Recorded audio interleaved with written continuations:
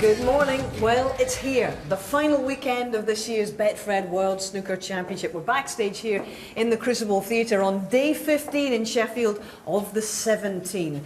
But in snooker terms, there's still an awful long way to go before our champion hoists the trophy and is etched onto the winner's board. Now, we are engrossed in our semi-final stages here today for the rest of the day as they come to the boil. This morning, Mark Selby taking on Marco Fu. And this is a match that proves you need patience and skill and nerve and composure and maybe even a tube of super glue in a Crucible semi-final.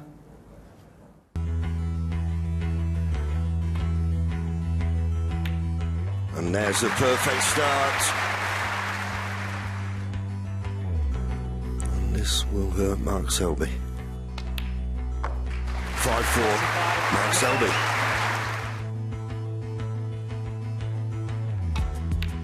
He's played it well.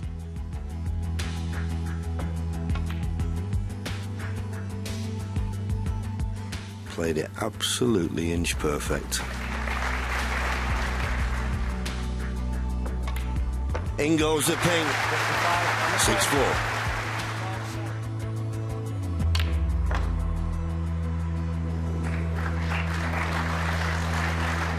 And if it had picked it up with his hand, he could have put it in a better position. This black for a beautifully compiled century break. They share the first 4 frames. More importantly for Mark Selby, he's still 2 in front at 7 frames to 5. Well, he spotted a plant.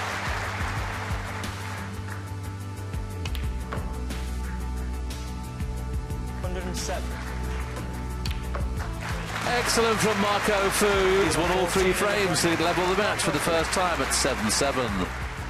He's in the ascendancy at the moment, no doubt. And he couldn't have played it any better.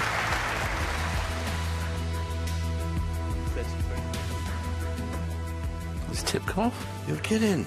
You're kidding. Oh dear. The worst thing in the world that can happen to a snooker player. He must be distraught. Oh, can't believe it. What a thing to happen. And the semi-final of the World Championship, when you're really in stroke, well, you couldn't pick a worse time. But we hope it's not going to be a turning point, but might it be? It really depends on how good a job Paul Collier does there. Because if Marco Fu says he'll go to the practice day, he'll have a couple of shots, and if he's looking down the queue and it looks exactly the same as it was, there'll be no problem. Well, he's just trying to check just to make sure the feel's right and just get a bit of confidence on the screw back. And I would imagine, as long as he's happy that he can play the screw back and it gets the same reaction, he'll be all right.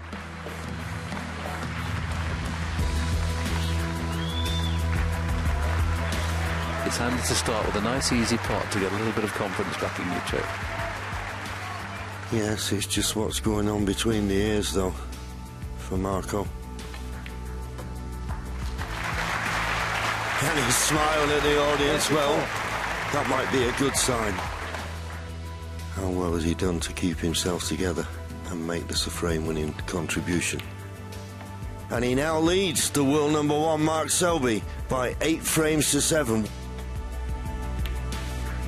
That's a nice pot. Oh, and he's missed it! He got a kick! That red was for a frame ball.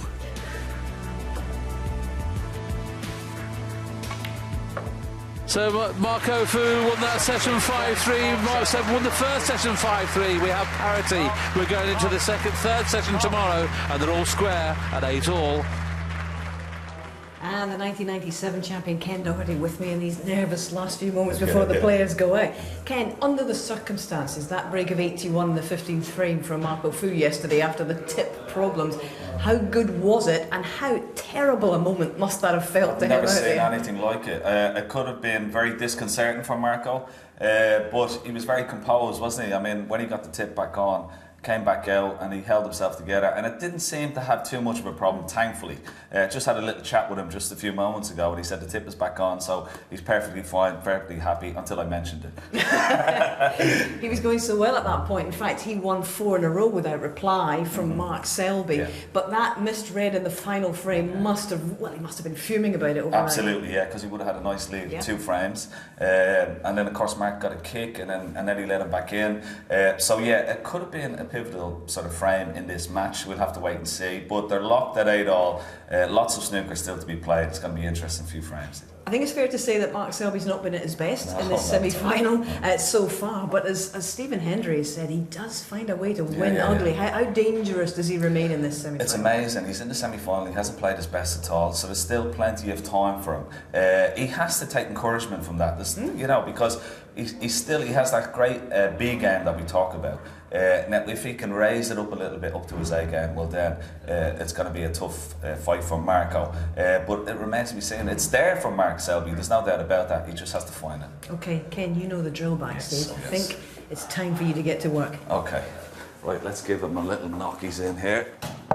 Come on, Selby. Time to go to work. Are you fit? Ken, what time do you call this? You're late. Come on. Okay. Best of luck. Thank you. Okay. Okay, this is the corridor. Of course, everybody walks down the corridor, getting ready just to go outside. And we'll come down to Marco Fu's dressing room now. Let's see if he's ready as well. Mr. Fu, it's time. What do you want? Time to go to work. All right. Okay, best of luck. Okay, so the players are ready. This is probably the most nervous of the players, just backstage, just before they get out. It's over to you, Rob Walker. Derek, wait there a second. Well, mission accomplished for Ken. And as Ken says, Rob Walker, it's your turn now. Thanks very much, Hazel. Good morning, ladies and gentlemen. We are gearing up to a grandstand finish of this year's Betfred World Snooker Championship, and this is the day we complete the lineup for the final. It couldn't be closer, and it's all to play for here at the Crucible.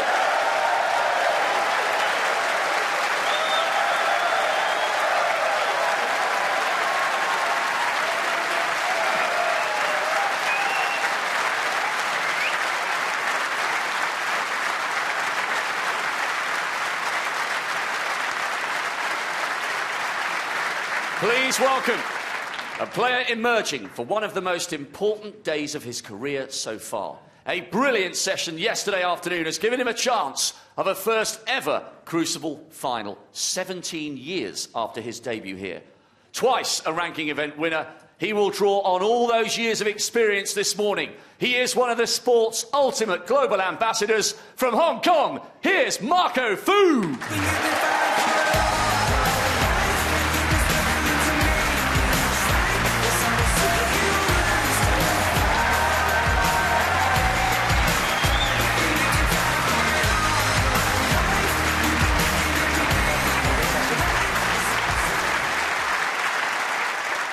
And his opponent, the ultimate performer under pressure. Here he is, hoping to take one step closer to a third Crucible final. Multiple Masters champion, UK champion. He completed snooker's Triple Crown here in fine style 2 years ago. Can he once again produce his best on the sport's ultimate stage? He is the world #1. He is the jester from Leicester. Here's Mark Selby.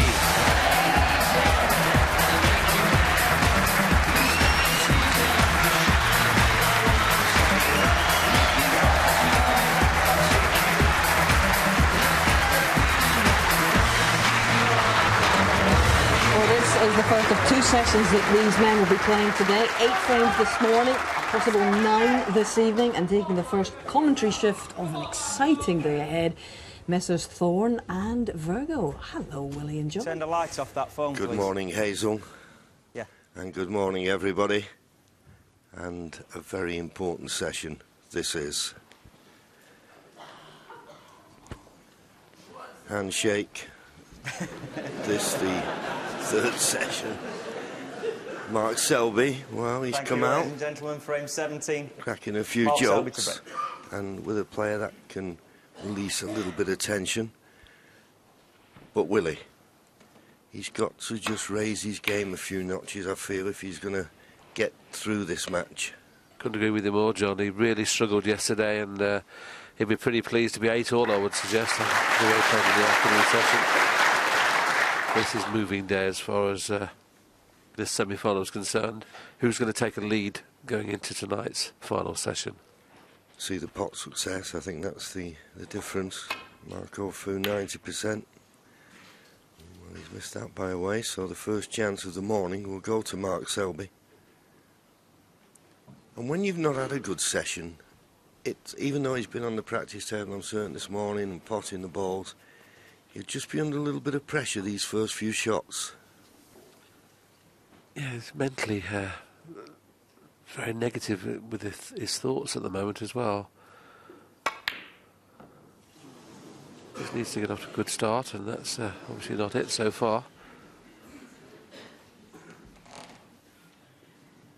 Well, it's one you'd normally expect him to knock in, and the fact that Marco's looking to the red that's by the brown suggests to me that he can't get through to the one near the left corner. No, he can't. Well, the one just to the left of the pink maybe just goes, but this obviously clearly passes the brown.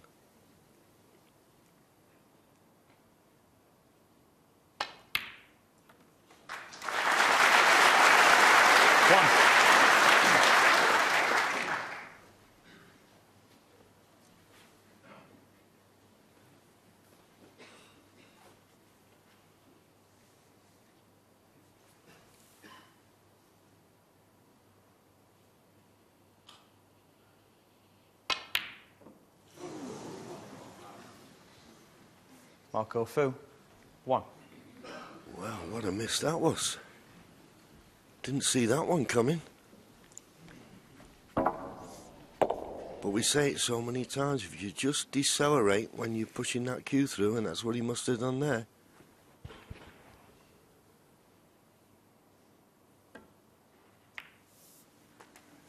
I'm not aware, John, whether he's done anything with his tip overnight, whether he's taken it off and put it back on again, because apparently it wasn't on the same as it was before. You know what I mean? Usually you hold the cue in exactly the same place.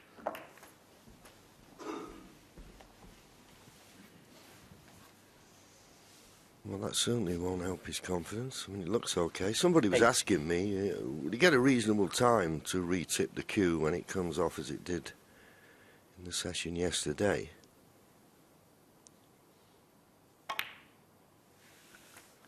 Nine. We need to run past the yellow. That's a poor positional shot. I quickly noticed then, John, when we looked at Marco Fu's tip, there was a super glue on it after this session. After he put the tip back on, there was no super glue there this time. No, apparently I was talking to Paul Collier, and he wanted to clean it up, but Marco said, no, just leave it as it is for the time being. But a poor positional shot. Mark Selby. Mark Selby, so didn't make the most of it. And this is what happened, in case you missed it yesterday. Just watch the tip. And that's a snooker player's nightmare. And it's like he's not got the block of chalk in the right place and was like pushing it off, but it must have been loose. That was Paul Collier repairing it. But somebody asked me the question, what would have happened? Ooh, well, he's caught the black. Mark Selby, 7. A little bit careless. Somebody asked the question, if in that reasonable amount of time you get to retip the cue and you couldn't, what would you do? Well, the bottom line is, quite simply, you'd have to get another cue to finish the session. must admit, it's never happened to me in my career, my tip ever coming off, but it used to take me 3 or 4 days to get used to a new tip. This is nowhere near. No, this is worse than the first attempt. Foul. And this red's available in the baulk pocket. Mark Selby, 7.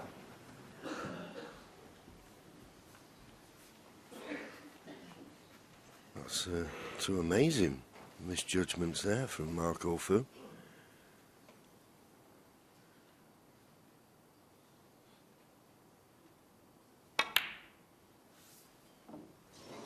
He's just not there at the moment in this match.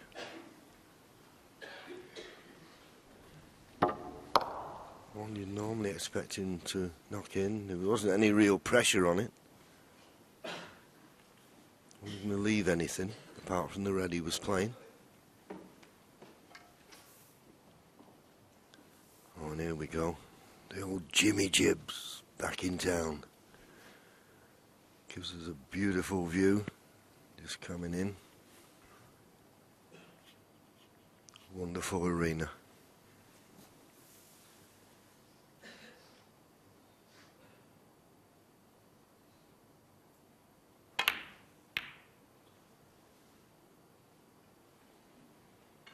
Well, not the best shot from Marco.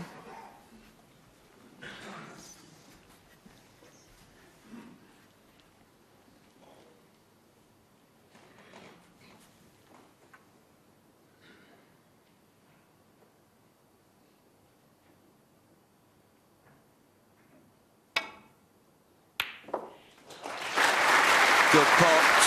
Oh no! Foul. Mark Orfu, 4.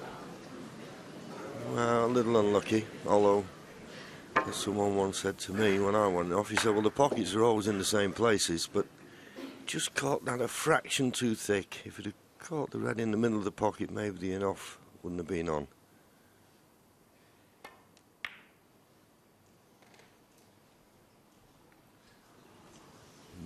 Nearly a very good snooker, but not quite, and I think Mark can cut this red in.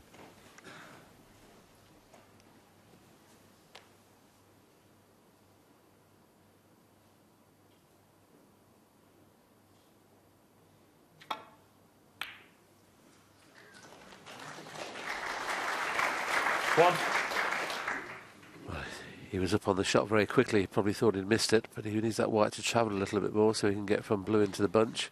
I think it's a little bit too straight. There's a slight angle. There's one right at the bottom of the pack that will pop, but can he get there? That's what he's tried to do, but it's not landed. He just seems to be kind of not getting through the ball at the minute, Mark Selby. He's got as much cue power as anybody when he's in full flight.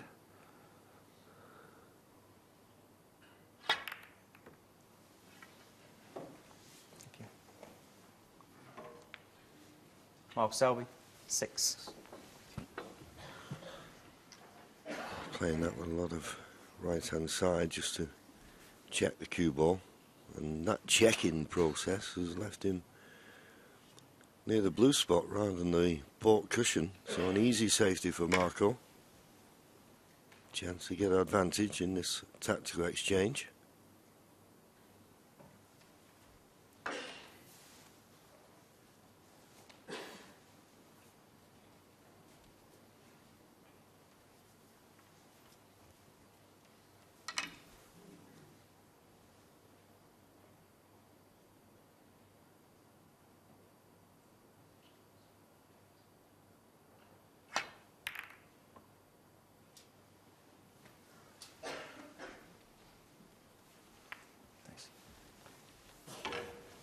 Well, Marco didn't make the most of that opportunity.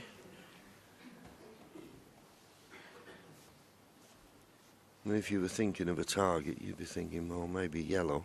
If you could get somewhere where the yellow is, be safe. Could take this pot on as well. And he has taken it on and he's got it now. Does he have an angle on the colour? Can he force this yellow in? There's a couple of reds available, particularly the red to the right of the black for the left corner pocket.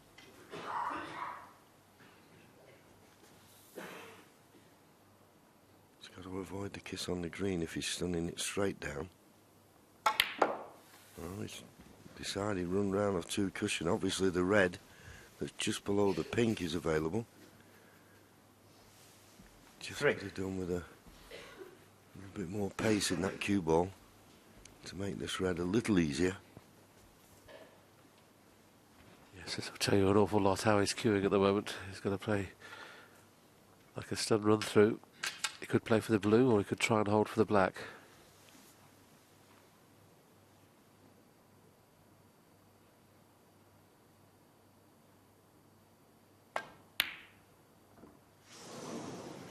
Just not cueing well enough at the moment. Mark Selby, 3.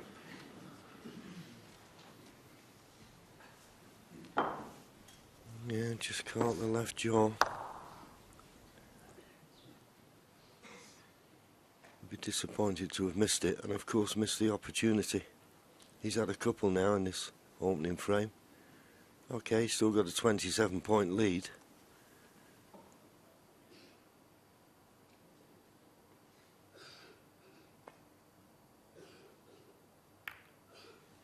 Well, Marco didn't want to risk going back to the balk end, so we could have a little bit of tip-tap snooker here.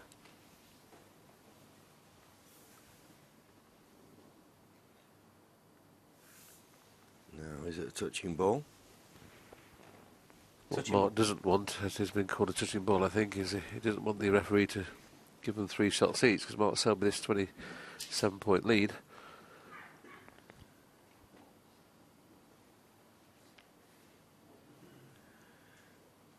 Just thinking if he could get the cue ball somewhere near that circle, the blue would cover the path to the red.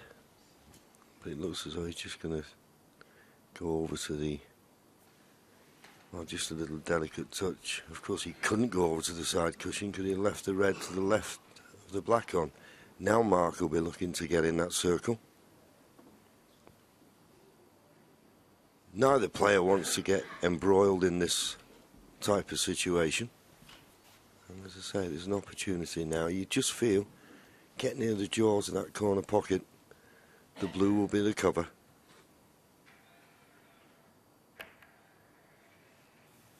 Make sure your phones are switched off, please.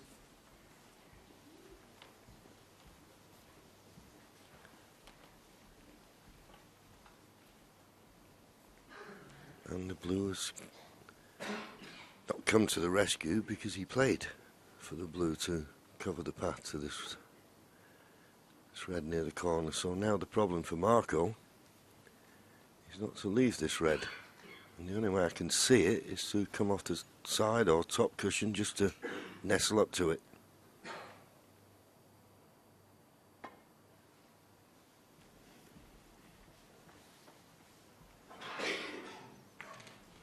Yeah, easy enough to hit. Just keeps Mark Selby, though, in control of this tactical exchange. And with Mark having that 27-point lead, if he just gets the next chance, you'd feel as though it'd be a frame winner.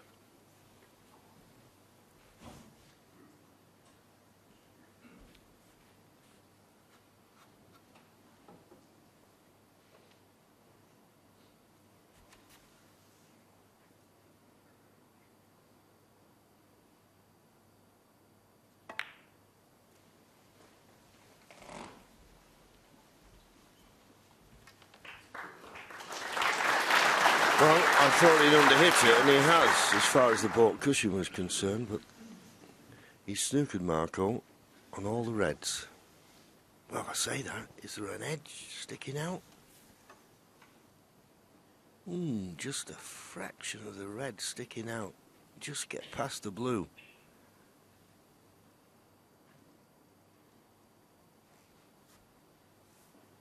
There's not a lot sticking out, and if he catches it just a fraction, I don't know whether this is enough into the right corner, no matter how he hits it. Keep your eye on the cue ball. Oh, well played.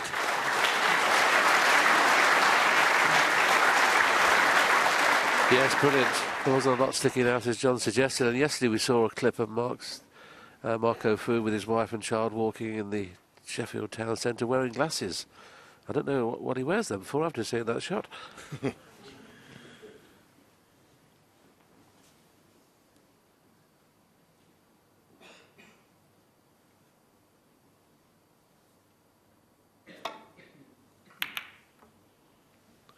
This is a good line. Decent length. I'd rather have just obviously drifted past the green, but nevertheless, decent safety.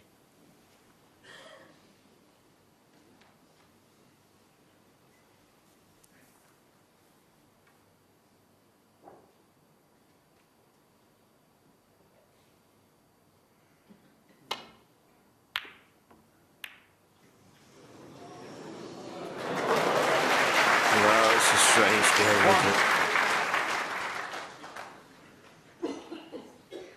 I mean, on a bad day, that red stays in the jaws of the pocket. He's played the cross double. Didn't want to kiss that red, obviously, because of the danger of knocking it on. What happened? Straight in the pocket. Marco apologised.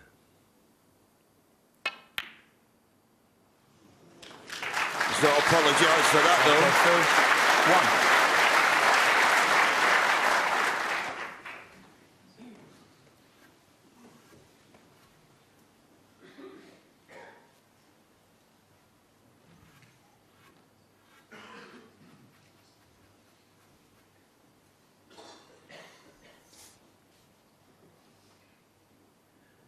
Well, that's the most obvious line.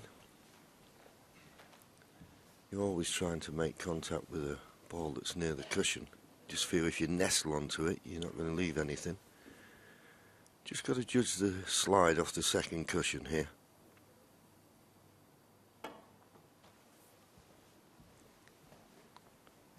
This looks very good. Well played.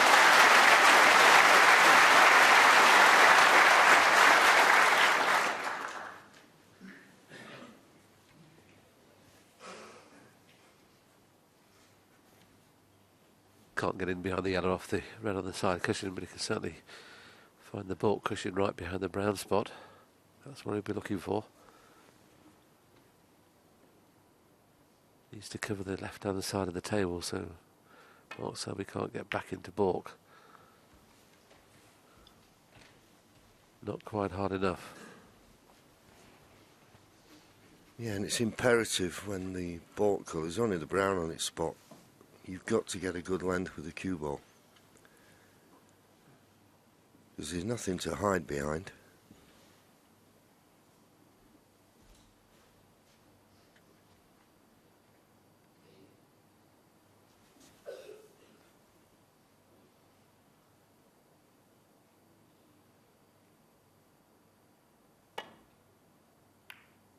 A little bit thinner than you'd like, but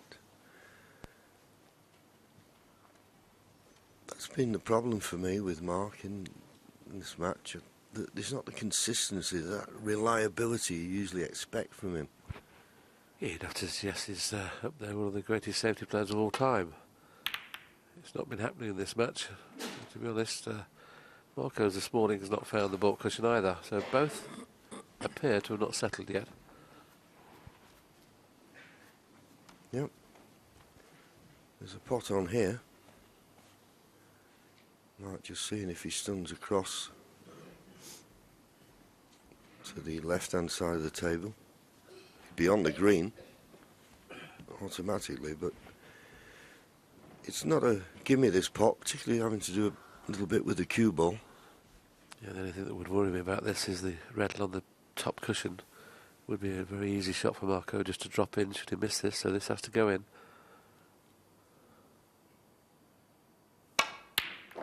Very good shot. Got right into the cue ball. If he's on the pink, it's a bonus. I presume he played in between the black and pink area there, got into the cue ball too much. Just flicked the red in the middle of the table, which I didn't notice at the time. That's what kept the cue ball in the middle of the table. As you say, it's a bonus to beyond this pink. And I think just by potting the pink, he doesn't have to do a lot with the cue ball. The fact he can reach it is a bonus. It's on tippy toes.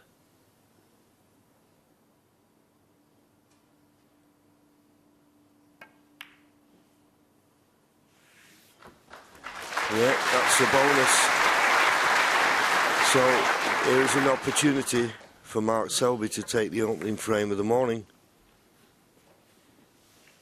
7. And chids that beautifully. Obviously, if he'd have potted slightly thicker, he'd have kissed the red on the cushion and the position would have failed. But now, as John said, he would expect him to win the frame from here. Yeah, he's just eyeing up, playing for the green. Would be a good ball to get rid of. It's blocking the pocket for at least 2 of 3 of these reds. 8. So the positional shot now from green to the next red could be the key as to whether this is an easy run to the line or a tough one.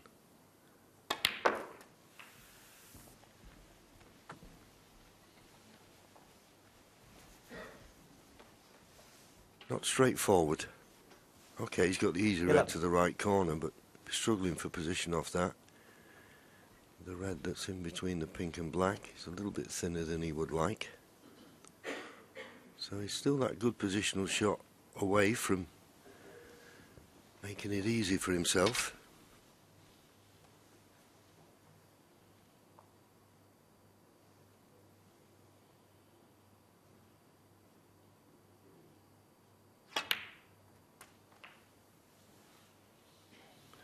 And now he should be okay. That was a nice little gap to find for the cue, wasn't it? The eye of a needle, wasn't it? Right between those two reds.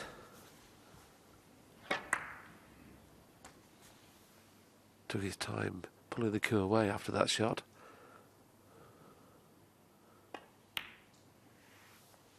Now if it's on the red to the right of the black, that makes things a lot easier.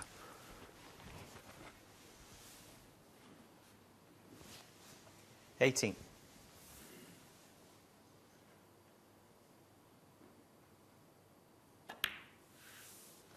19.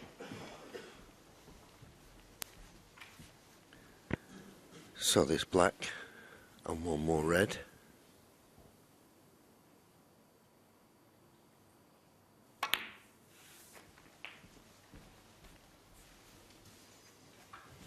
This red will put him 53 points ahead with only 51 26. remaining.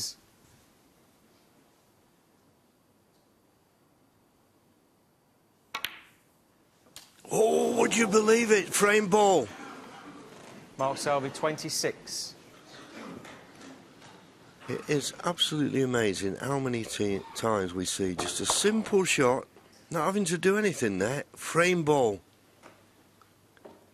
Looked unmissable. Did detect a slight bounce, but I don't think that threw the red off line.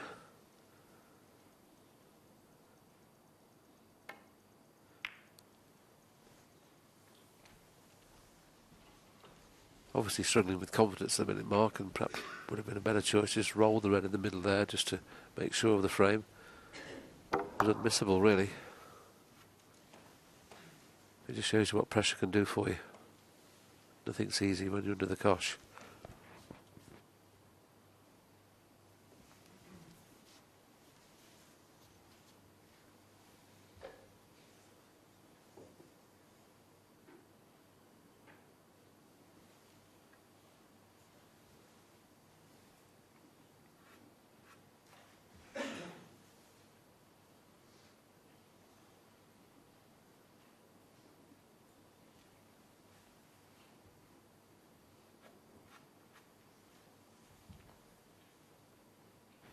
Well, he's having a good look at this, but I don't see he can see enough of this red to pot it.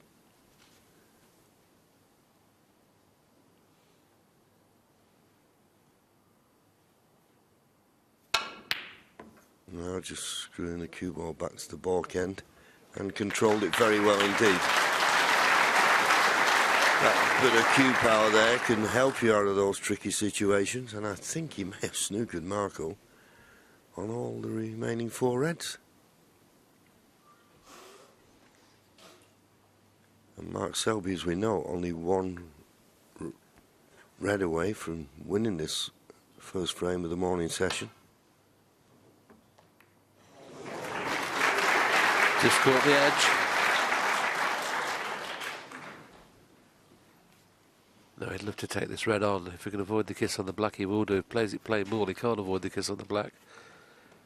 I'm not too sure whether he can get enough screw and side on to avoid the kiss on the black anyway, so he may have to play a safety shot. Maybe the red onto the black, try and knock the black safe. Try and get the white in towards the yellow, off 3 cushions. Knocking the black safe would be a bonus here.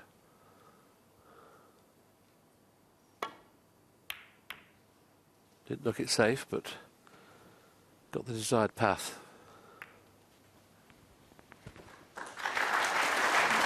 Yeah, I'll be pleased with that. Because the only thing is that red now that's close to black. Marco will be playing that red into the black. He's just got to catch it right, because the red along the top cushion, if he catches this wrong, the black could knock that red towards the corner if he catches it too full.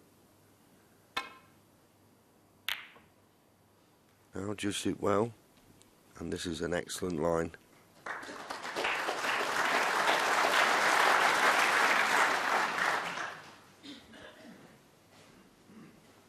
He'd be glad to still be in this frame, will Marco Fu.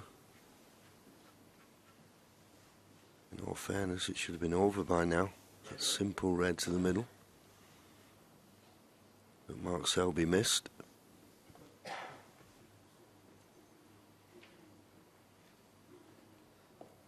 And there's Mark's view. I don't know whether he can just get past the pink to catch the edge of the red to get back to balk. Maybe just a little bit sticking out, but as you can see, there's not a lot.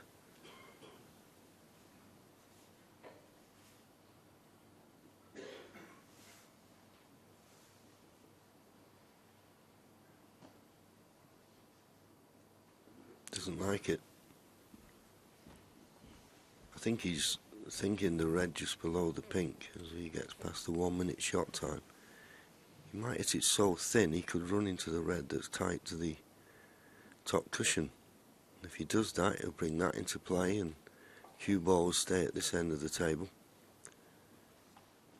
And it wouldn't be beyond the realms of possibility that Marco Fu could make it into a frame winning clearance should he get the chance.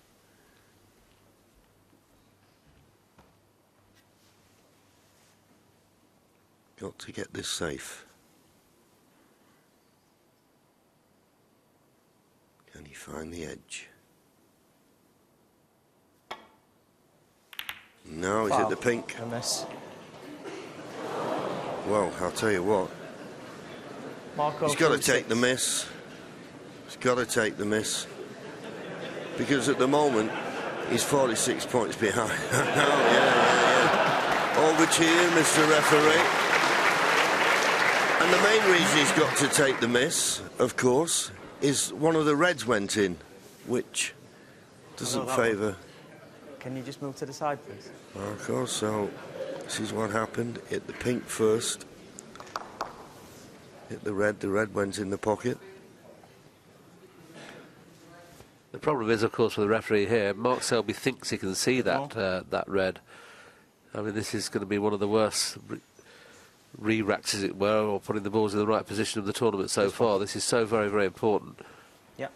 Yeah, he's got to be very precise here, as referee Brendan Moore. And there's the guide, Olivier Martil, who refereed, or is refereeing the other semi-final. Yep. We've got a yeah, but it's the cue ball that's the important ball. We'll show you where they were. That's where they were. And this is where they are now. It's very good. How does that look? Yeah? Looks okay? Yeah. You okay there, Marco? Thank you.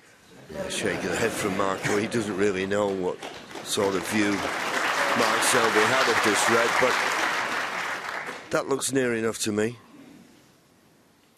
but it's still only a very fine edge. As I say, you don't want to collide into that red on the top cushion. Judged it better this time, and where's this cue ball going to finish? Where's the cue ball going to finish?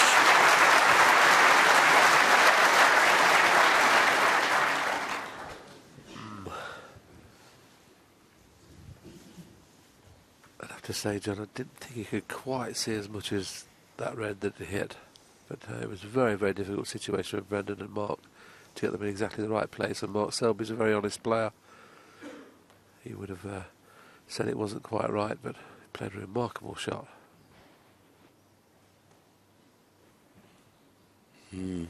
So I can't see any other shot for Marco but just to come round after two cushions and nestle on these two reds together. Okay, he may leave the red along the top cushion, but I don't see what else he can do. I think that's the line. He's just come round to have a look at the red on the top cushion. I mean, if it's tight against the cushion, he'll be fearing the worst, but I don't see what else you can play here.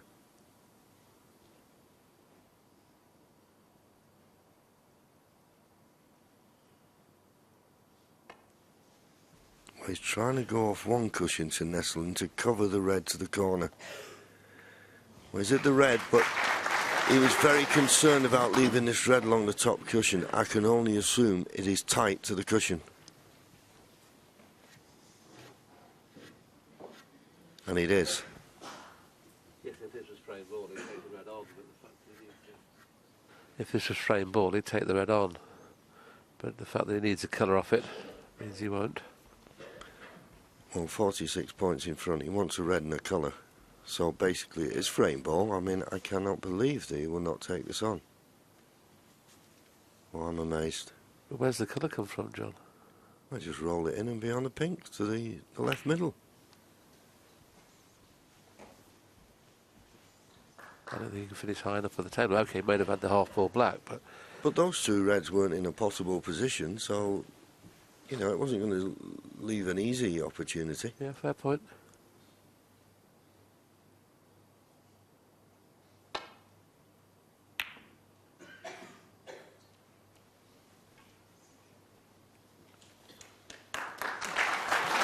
Good shot that from Marco. Mark will be desperate to get in between the brown and blue for this red just to the right of the pink. Come in.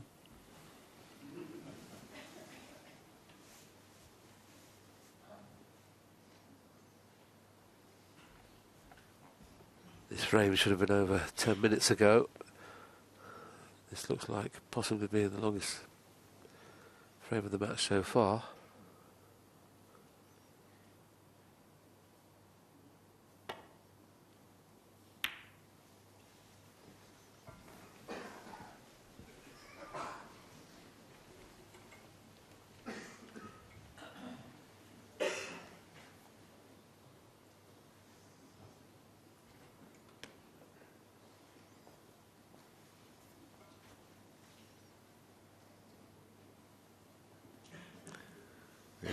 Coming into the 34th minute.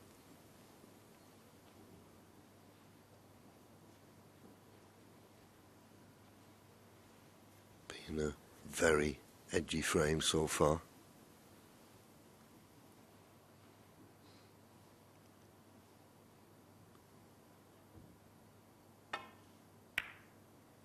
Well, he decided to go for it. It was a lot more difficult than the opportunity Mark Selby had, so Mark Selby refusing that pot along the cushion. Looks to have been the right decision now. Just red and a colour needed.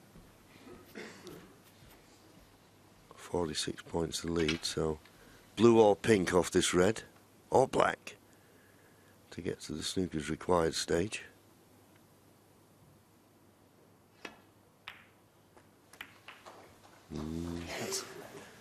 He's not making it easy for himself, is he?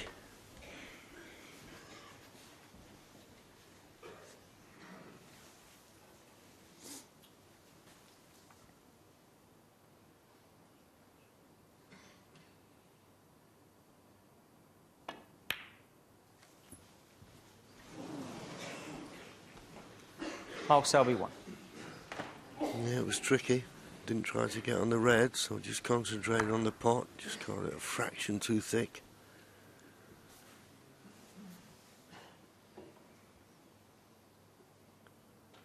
You see it, Marco 47 behind, 51 remaining. So he won't need all blacks should he get an opportunity. Well, they'll be a little bit disappointed he didn't cover that red he's just glanced off. Just makes it that much easier for Mark to play a safety. Obviously the red that's close to the right hand cushion. Staying there will suit Mark Selby.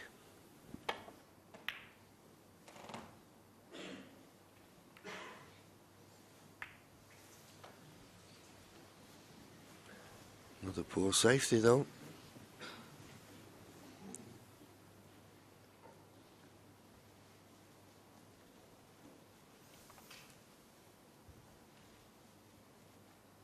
If he knocks this in, you'd think he's bound to be on the black.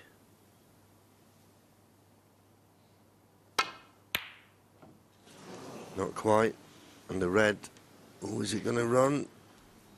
Oh, it just stopped short. I thought he was going to run over the corner there.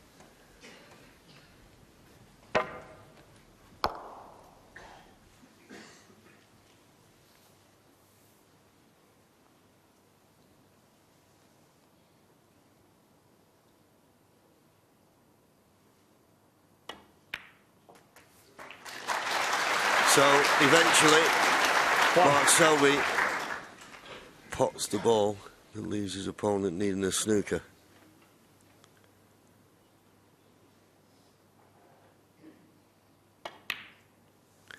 Not the most memorable of frames, but an important one for Mark. And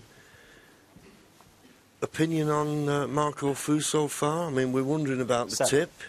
Yeah, it's obviously affected his confidence. I mean, you'd expect that. But all frames are important, and boy, Mark Selby needed to win this frame with the way he's played. And the frame. He hasn't played that great. Marco Fu's saving his chair, so without any breaks of any sizable notes, Mark Selby goes 1 clear again. He leads 9-8.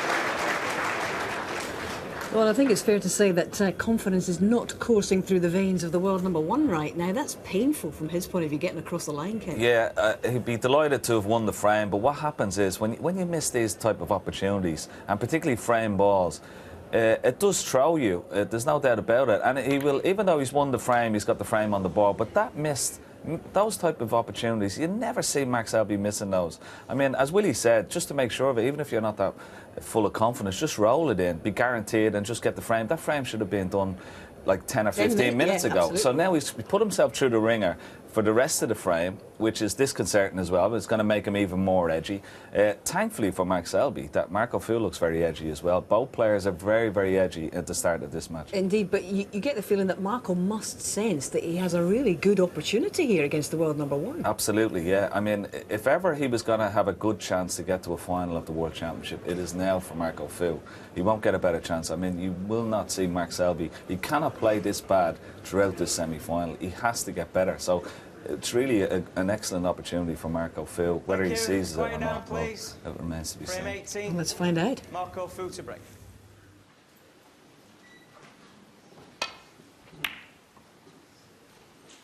Yes, we call this third session moving day, and whatever happens, one of these players will probably be in front, unless the frames are shade 4-4, of course. Once again, this shot penalty has been left so often in this championship, and when players are playing well, they're knocking in regularly. A little bit of a confidence booster. Can get onto the run next to the black. And the break-off once again, John, you've got to find that baulk cushion.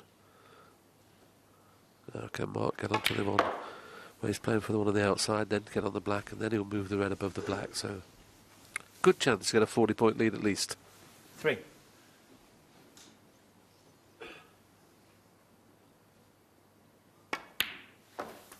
Four. Not certain where the black will go when it's respotted. He'll be hoping it doesn't interfere with the red, so he's down playing it quickly, so he doesn't think it will.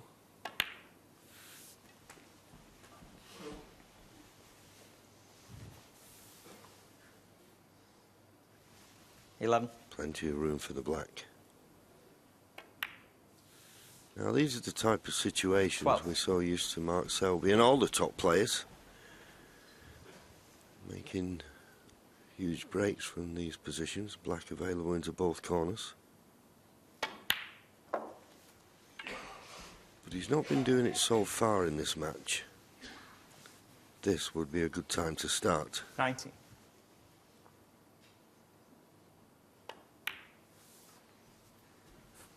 $20.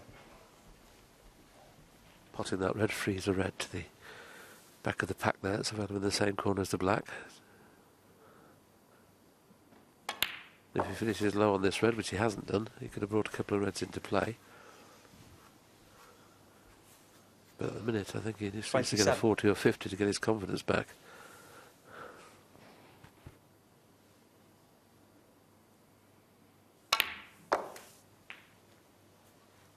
$28.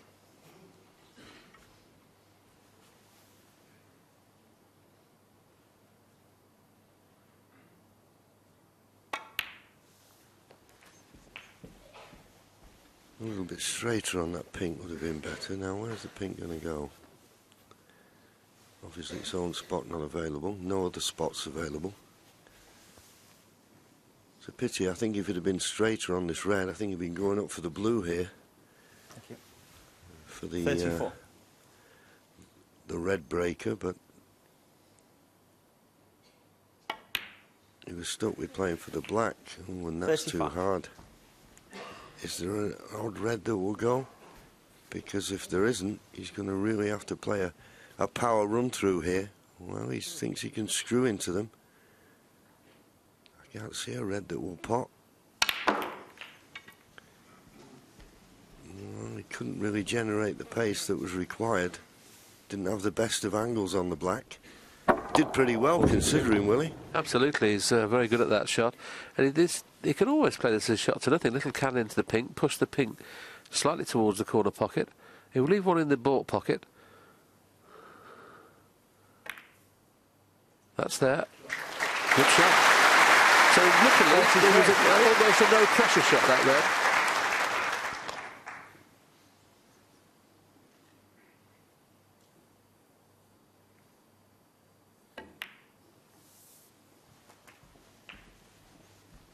That flew off the cushion a little bit, first one this morning. Amazingly enough, his highest break is 69 in this match, and he's won 9 frames. Usually, against somebody of Marco's class, at least, you'd have to score 70s or above on at least 4 or 5 occasions to win 9 frames. 49.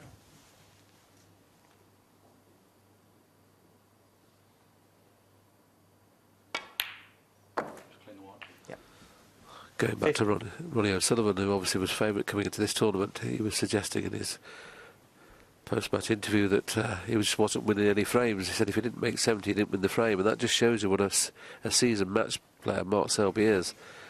He's nowhere near his best, and he's still grinding out frames with his B game at the moment. And obviously Marco Fu's not playing his best in this match either, but he's just grinding away. Yeah, I think the thing is, if you're not winning frames in one visit, then 55. you're relying quite a bit on your opponent making mistakes and leaving you opportunities.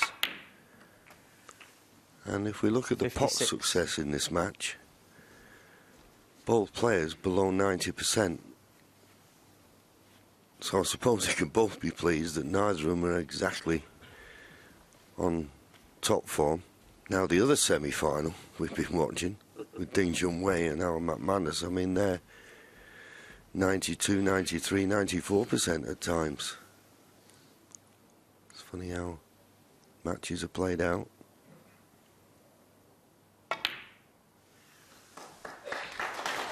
Looking for a red to the left middle, and that looks about, he's just about on it, I think.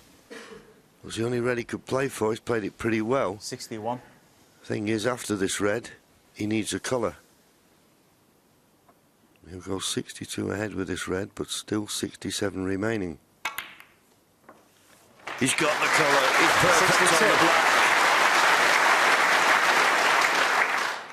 Just the black. Well, this has been an excellent break from Mark Selby. Maybe this is just the confidence boost he was looking for. 69. Yes, I don't know where it's come from, to be perfectly honest, John. He really struggled in 70. the last session. He struggled in the opening frame. This already is the highest break of the match. Little cannon, well, he didn't necessarily have to play the cannon to the pink this time, but he probably will to try and make the century. And this will be a confidence booster. If he can clear the table now, it'll make him believe he's playing 77. okay. And then Marco Fu will have to up a gear, which he's obviously quite capable of doing. 78.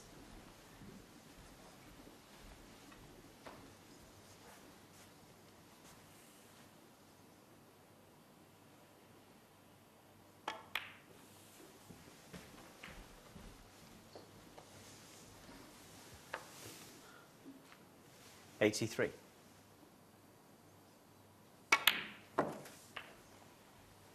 $84. Just the wrong side of the blue. So that century break is going to be a little bit harder now. It's amazing how many times he has finished short of the blue, and it doesn't matter now, the 89. frame's over, but he's done it so many times early on in frames. But good shot. 90.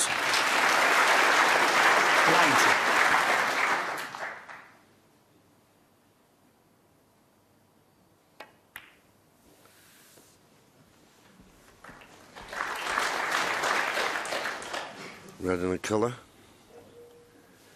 For the 97. 77th century break of this championship. Thanks. 98. 86 is the record, Willie. Think he'll be beat? By at least 10. You think so? Yeah, right. Well.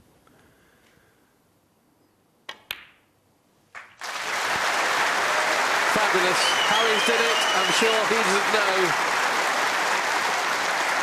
105. Hopefully that'll be the kickstart in this match for both players now to give us a 107. wonderful semi-final.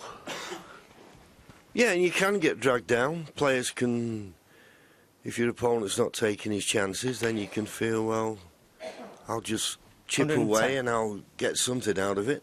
This is putting down a marker, no pun intended, that Mark is saying to 140. Marco Fu, if you're going to win this match, you're going to have to play well now. And it clears the mind somewhat and gets rid of that little bit of tension. 190. But this is just what Mark Selby and his supporters were looking for.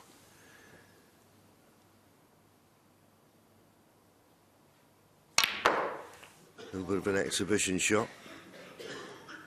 But it just shows his timing's not right. Normally that would not be any problem 125. for Mark. Easy pot off the cushion, of course. Easy pot. Oh, never mind. Anyway, that was more like it. And Mark Selby, for once in this match, gets the first chance, makes a wonderful break of 125, keeps Marco Fu in his seat, and now goes 2 frames clear.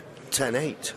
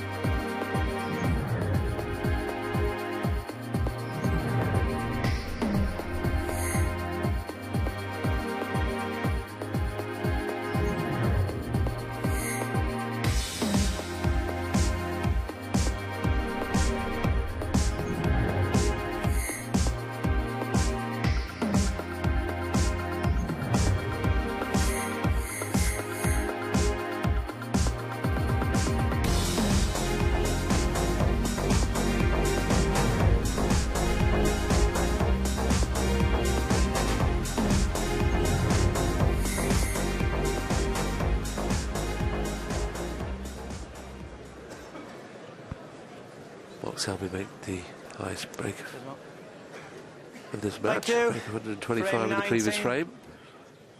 Mark Selby to break. Now breaking off with a 2-frame lead. 2 frames to go before the mid-session interval. Selby we're trying to win at least one. To get a 2-frame gap. It could be 4.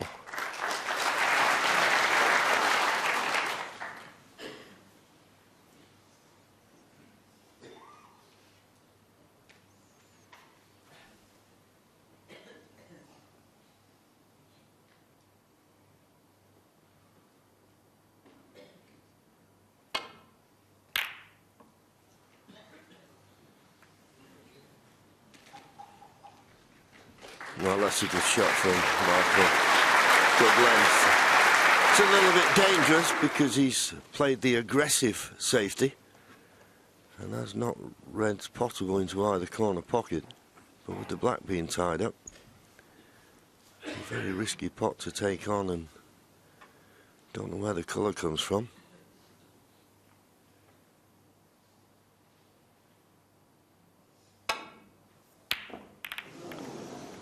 Well, as it happens, he'd have finished up on the black, but that was risky and not certain of any reward.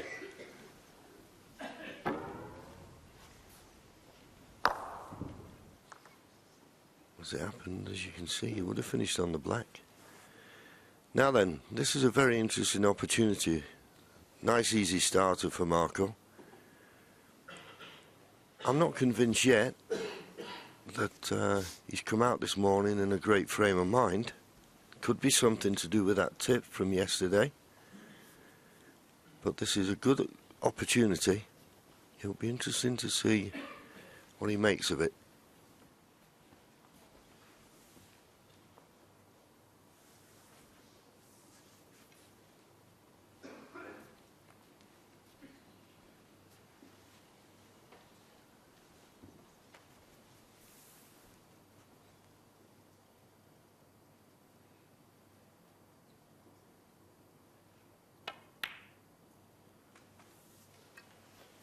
One. Obviously felt that the 2 reds to the left of the black, neither of which were certain to get onto the black nicely, so played for bought colour. He'll soon be back down this end. But maybe not.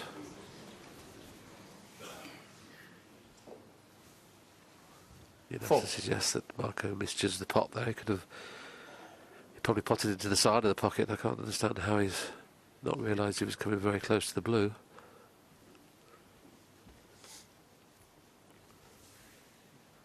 Oh, just a safety mark. Selby will be delighted he's only scored 4 points from that opening.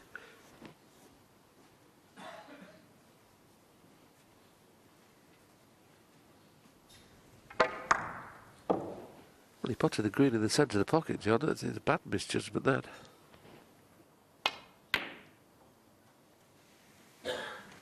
Probably didn't think it was possible to snooker himself with the blue, but anything's possible. So a good chance, and only scored 4 points.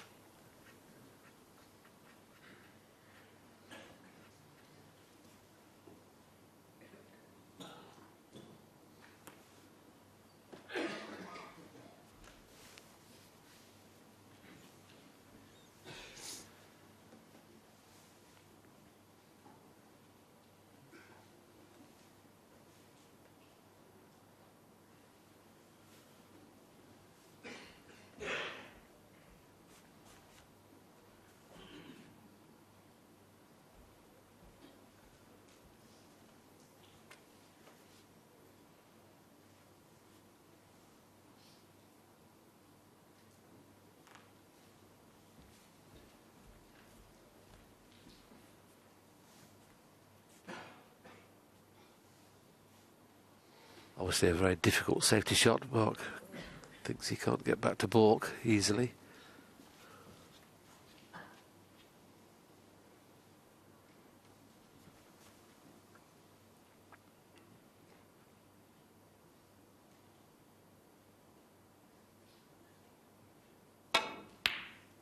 Well, he found the path to baulk. He also found the pot.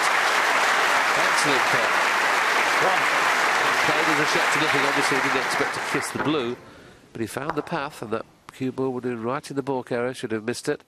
But obviously now he has a chance of potting blue or yellow.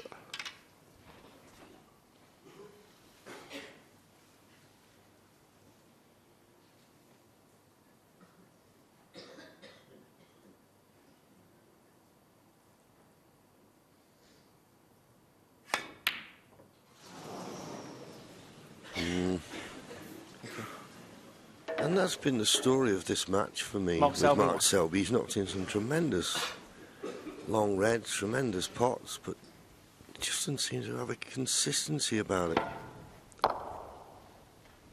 That yellow was a lot easier than the red he knocked in.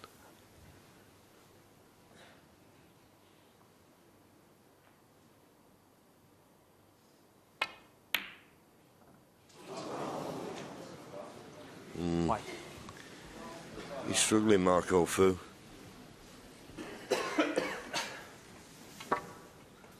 Okay, it's the same tip that he played with yesterday, but just the fact that it came off would just get you a little bit concerned and make you think of other things rather than the match. And also his fact that he's got Mark Selby until the last frame playing nowhere near his best. He probably thinks, well, why am I not in front? He's probably put a little bit of pressure on himself now, thinking, well, if Mark Selby's not playing anywhere near his best, I should win this match. 1. And to be honest, he should be in front, and he's 10-8 behind. Got to dig deep, as Marco, I feel. Otherwise, this vital third session could run away from him.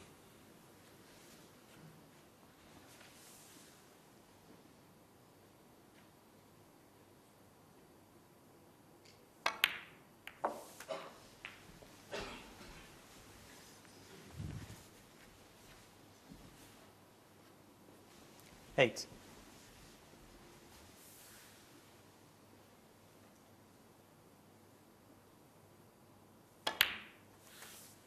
9.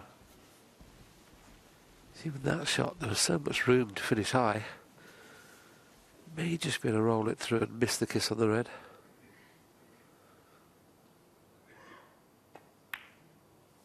Yeah, he was. He's almost a couple of inches out of where he normally wants to be at the moment.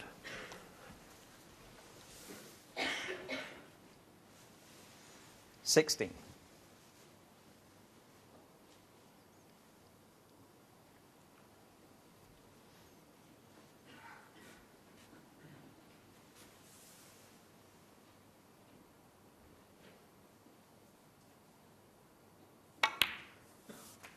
$17.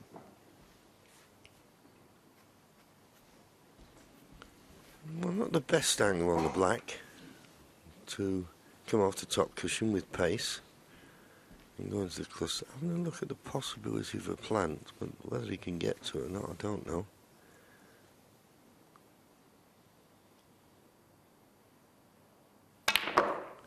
So forced into the reds, and he'll settle for that. He's landed on a red to the left middle. Massive arc on the cue ball there, John. Just look at the way it arcs into the bunch.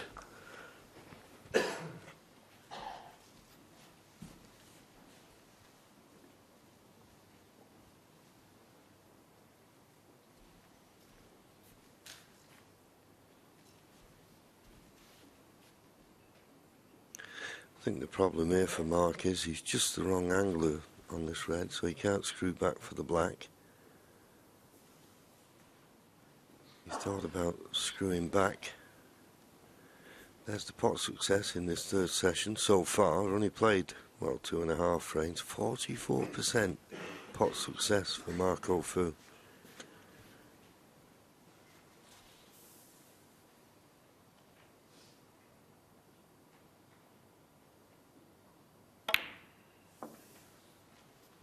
Yeah, that was 25. a good shot. Not got the perfect angle on the green, so not ideal. So drop the brown in and play for this red to the left middle, you would have thought. It's easy and guaranteed position.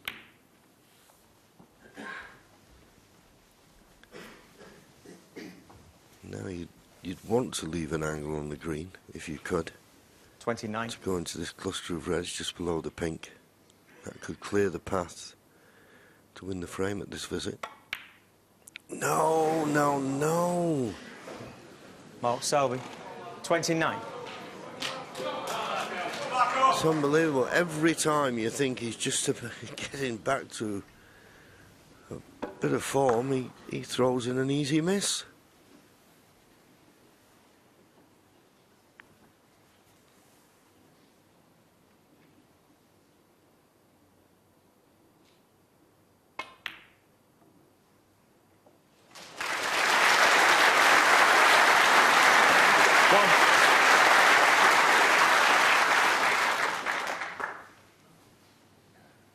Good pot, excellent position, although I have a feeling he's a little bit straighter, well, he couldn't be straighter on the black.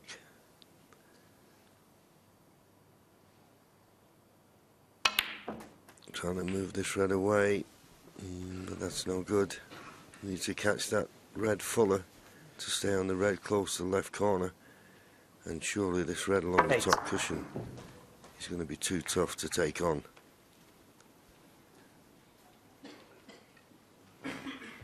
Yes, and we know those two reds just below the pink are a plant, and they're a plant into the middle pocket as well. So if he doesn't miss this red and take it on, that plant could be available into the middle.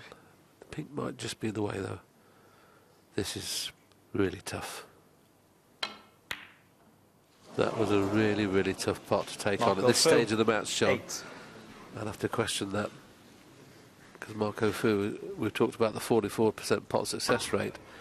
When you're playing a shot that you'd probably only pot 5 out of 10 with a 44% pot success rate, that did appear to be the right shot to take on.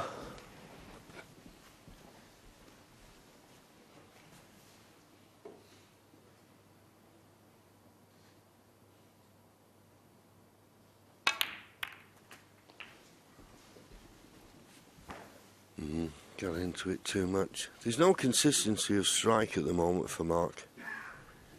8. He either gets into him too much or not enough, and there he really cued that well. I suppose the only good thing from a player's point of view is when you start hitting the ball as well as he hit that black, it does give you a bit of confidence that you are getting through like you would like to, even though he's not on anything. So maybe he's just beginning to get his timing right. He struggled most of this match with timing. This red's obviously available into the middle, and if you can just come down for the black, he'll only leave the red into the yellow pocket. Should he miss it, maybe go around the back of the black, which means he can play as a shot to nothing.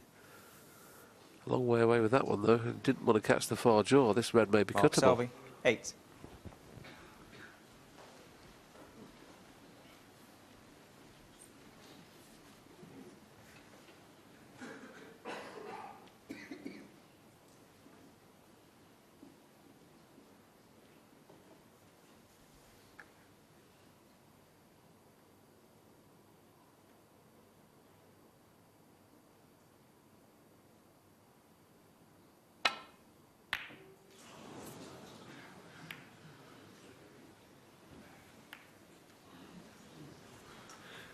Well, thank goodness for the flick on the yellow. If it had hit the yellow full ball or just ran past it, he'd have left a choice of 3 reds to the left middle.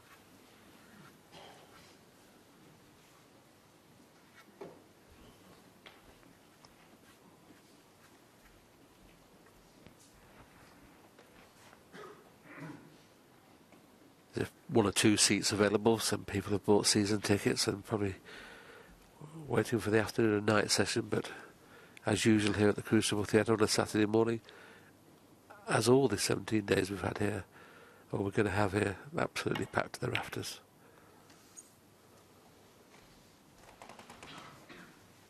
He's beginning to get the cue ball. Last time, 6 hours. It's been real hard snooker. Not reached the heights that we maybe expected, but what at stake is a place in the final of the Betfred World Snooker Championship. And when you're just slightly under par, as particularly Mark Selby has been, got a feel for Marco Fu with his tip coming off yesterday. Both players more concerned in getting a result here than how they play.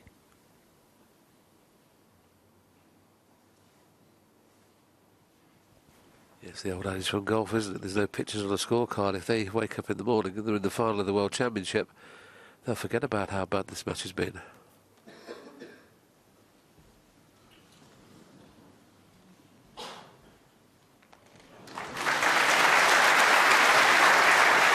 Worked out by nestling up on that red. He wouldn't leave the red to the right corner.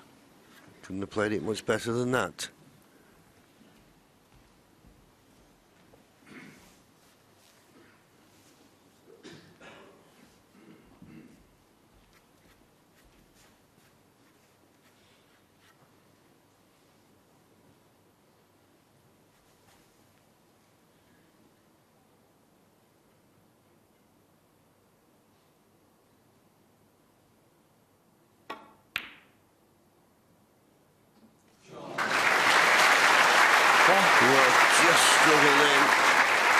And because it didn't go in the middle of the pocket, the cue balls just ran too far, so just a little tuck up behind the brown.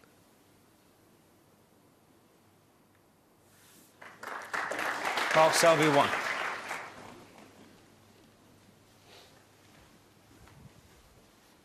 Very hard to say how tight he is to the brown.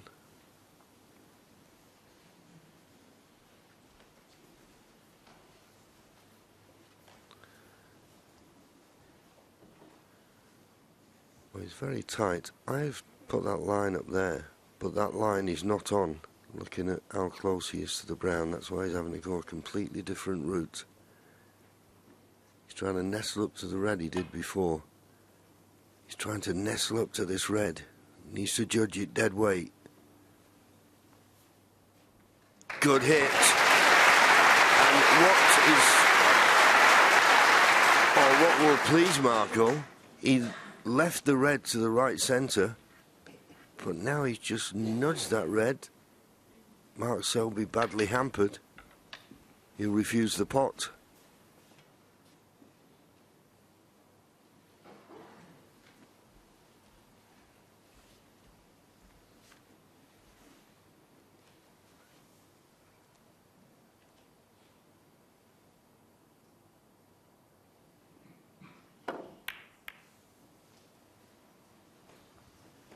Red going towards the corner, but that'll be covered by the yellow. Please make sure all your phones are switched off.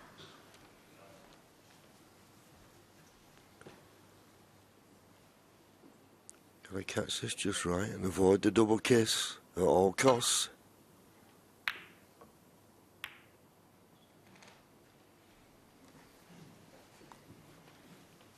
Very good. Although having said that, it looks as though Mark can just get past the brown to play the pot. This red to the right corner. If that cue ball had been tight to the baulk cushion, this would not have been on. Wow, it's so thin.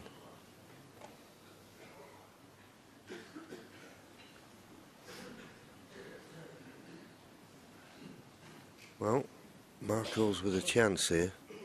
He's got to play a good shot here. I don't know whether he can stun round the back of the black and hold for the black. Good cueing needed.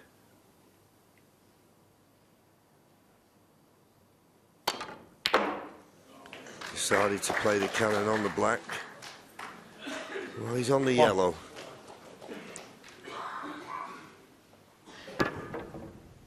Getting down and playing this very quickly as we see him cannon the black into play.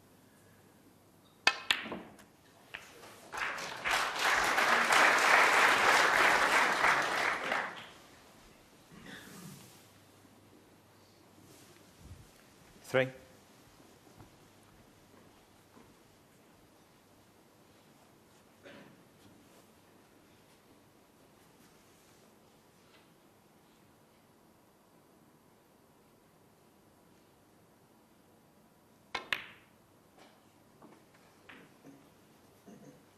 4. Not bad, not perfect. You think the yellow would be the most obvious ball, but he's got to screw it direct, I think, or just avoid the kiss on the blue. He maybe force it onto the side cushion. And played it nicely. Good shot. Wants to be straight on this red. The black isn't available into the 6. pocket he's playing this red. And of course he's got the problem with those two reds stuck together, so needs an angle on the black to try and bring those two reds into play. Don't know whether he can get the angle though, will he, off this red? Well, the run-through's on, John, just to probably risk, and it would be a risk, to just flick the left-hand side of the two reds and bring those both into play. And if he doesn't get the thin kiss, he's not on the black. So it may not be worth the risk, but the angle looks there to me. To run through and just flick the left-hand red. But he's putting bottom on the cue ball, so he's probably trying to get on the pink with an angle to get onto the two reds. Yeah, we can kiss the reds now.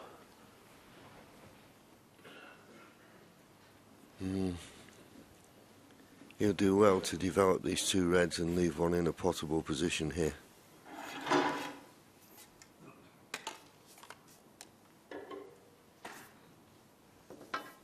And he'll give it a go.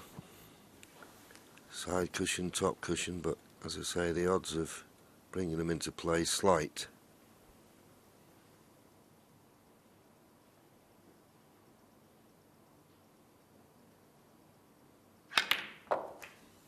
Well, in the end, decided just to pot the pink. I don't think this red pots, does it? The right-hand one of the two? Doesn't look like it.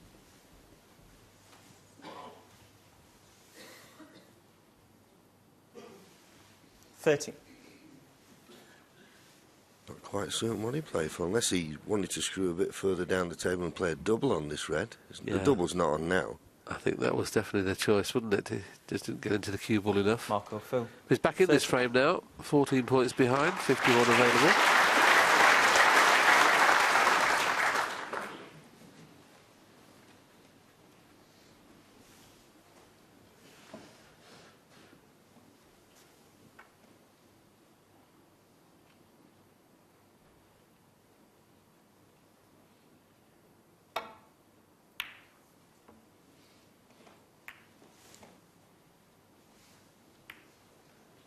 Well, that's brought the reds into play, and the full ball kiss on the brown doesn't help Mark Selby. Would help Marco if he can snick this red in.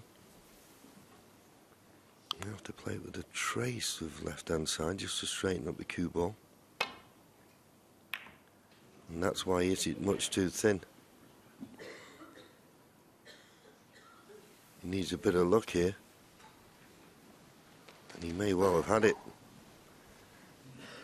Yes, the pink has come to the rescue. This red closest to the right corner was definitely potable. But worrying that playing with just a trace of side, Willie, you missed that cut by so far. Mark Selby's going to play a similar shot here, play the cut along the cushion, but obviously the key thing is getting a good white. He wouldn't be expecting to pot this red.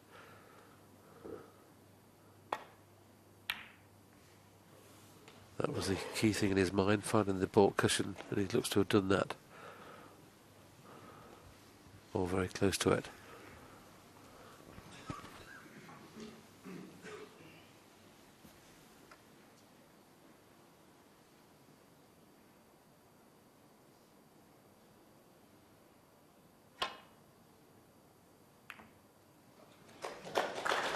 Yeah, caught that nicely. Very nicely, thank you. Might give him a chance to force an error from Mark Selby.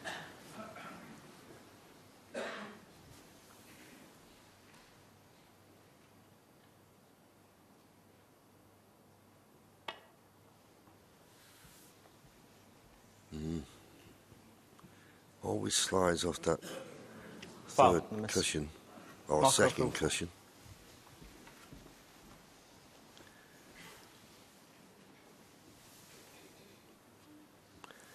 That's the line he's after, although Looking at the finish of my second line, I think he wants to be a little bit higher than that.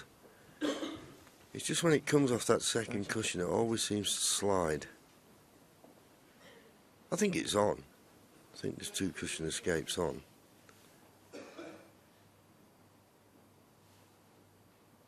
Yeah. Marco. Thanks.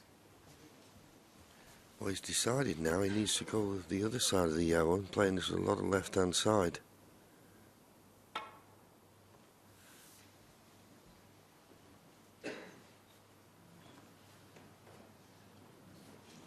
Foul and a miss. Marco, full 4. I think he's got to play a fraction harder, John, to hopefully it just straightens up a little bit off the first cushion.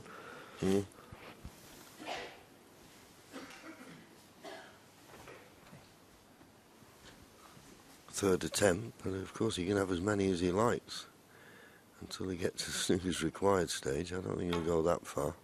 This looks better.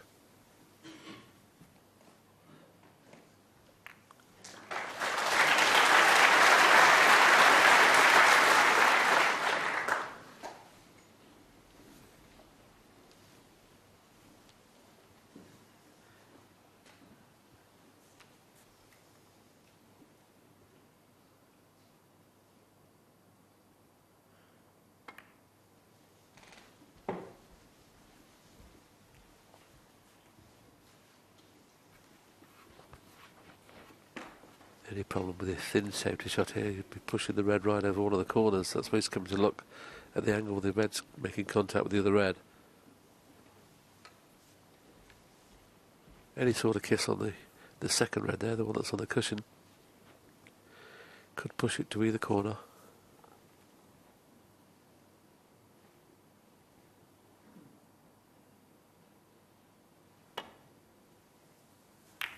The problem, that was always going to be the problem. He was up off the shot very quickly, he knew he'd miss it that.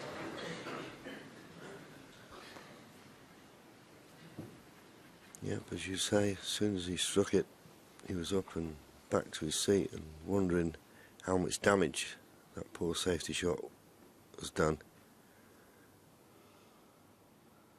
And he got into that too much. 1. So you would think pink to the middle, but it's tricky. Just trying to screw back direct.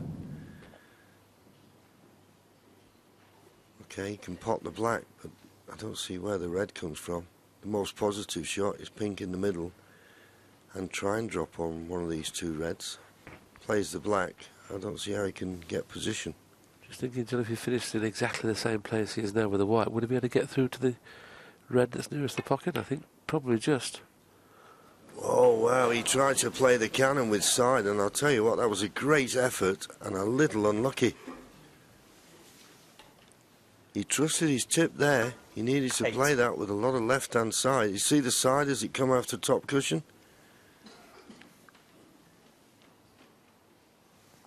Well, that is very unlucky. If he kisses that red full ball, you'd imagine it would have been frame over. 2 points in front. Not straightforward to get the red safe. Going to have to play 3 cushions, him behind the yellow, but thin as you like. Yeah, and if you're going to play that type of shot, you've got to be careful you don't run into the red as that cue ball comes round off the 2 cushions. Got to avoid the double kiss.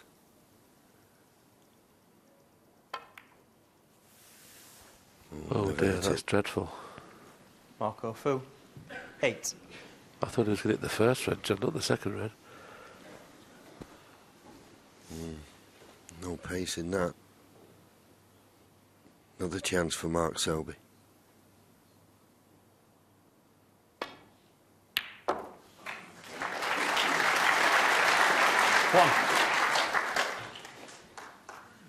Well, just about on the yellow, but well, he's getting down quick, so that must tell us he's reasonably happy with the potting angle.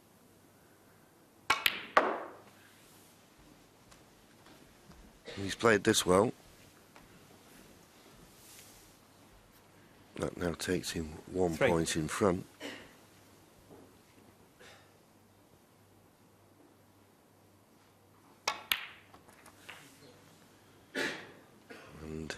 always knew he'd be on 4. the brown.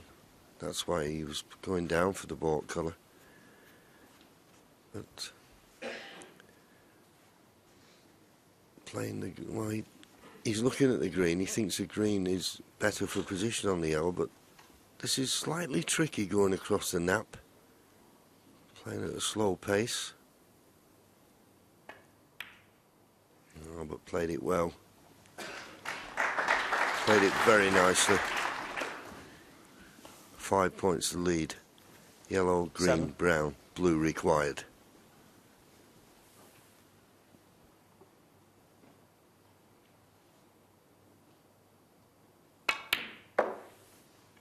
Nine. Cue ball being a little bit higher, you can see him shaking his head there because he knows it's not a natural now to get onto the brown. He may have to play to the brown into the opposite pocket to the one he's playing the green in.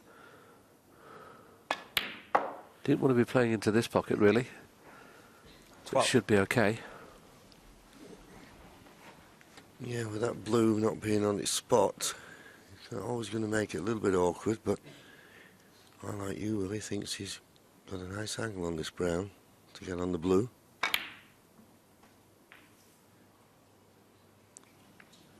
Oh, just 16. Well, on a good day, you just brush past it and knock it straight. But Marco Fu, he's not out of this frame yet.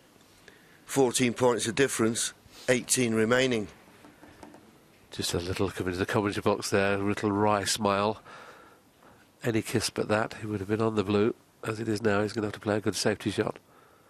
And Marco Fu's been given a lifeline.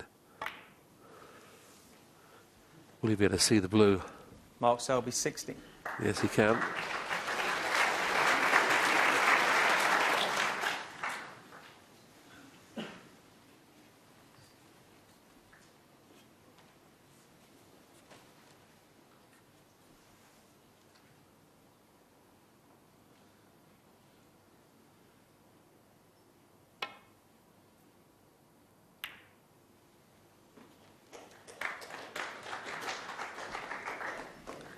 Well, just a containing safety, but not a bad one. Of course, with Mark Selby only needing the blue, it's imperative that Marco doesn't leave him any chance of a pot.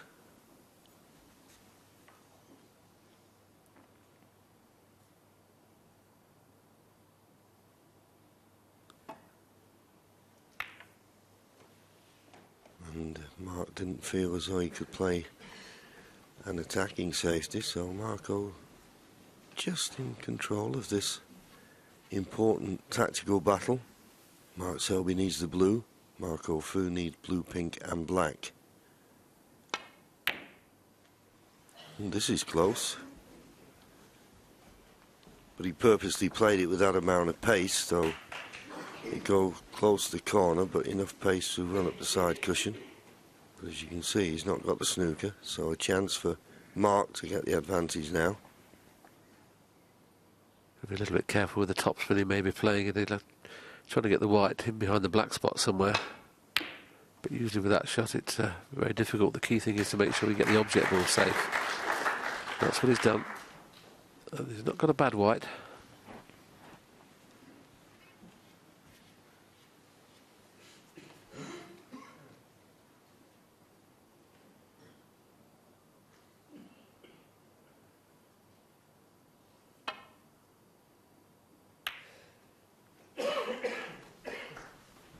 Mark Selby will probably take the double on here if he can get the cue ball back to the ball cushion. He's very good at doubles normally. He wants to play it, you can tell that. He's looking up to his pals in the audience, suggesting that he's going to play the double.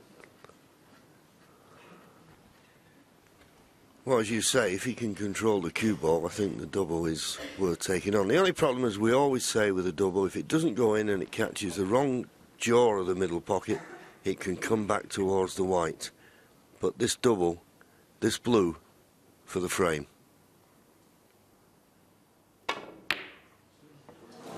Not quite. Where's the blue ball going? Oh! And that's what I say. When it hits the jaw of the pocket, you never know where it's going to finish. I don't think I've ever seen it finish like that, John, after a double. This blue is obviously cuttable, but boy, is it going to be tough, because if it doesn't go in, it stays there right on the pocket. He's given it plenty of thought. It's one of those where you just feel as though if you hit it as thin as you can, it's going to go in the pocket. I can't see an easy safety, so I think he's got to play the pot. Yes, the white will be going up and down twice.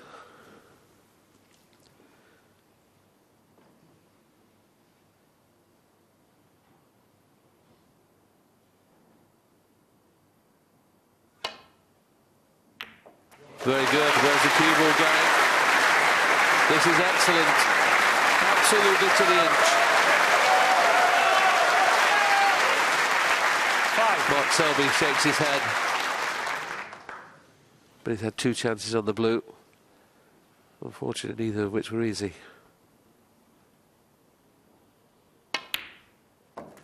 Marco Fu potted an excellent blue, got perfect on the pink. And now the black, surely a formality.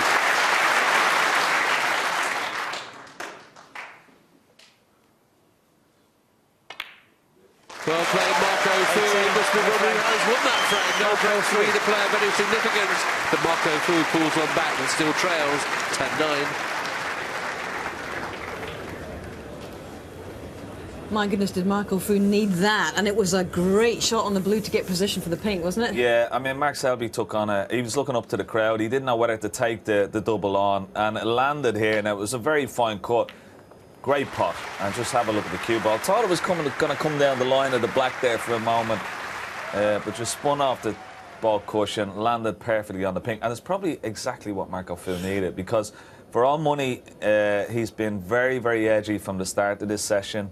And Mark Selby was dominating even that frame, and just let him off the hook. Brown to blue was a bad shot for Mark Selby. Should have won the frame from there.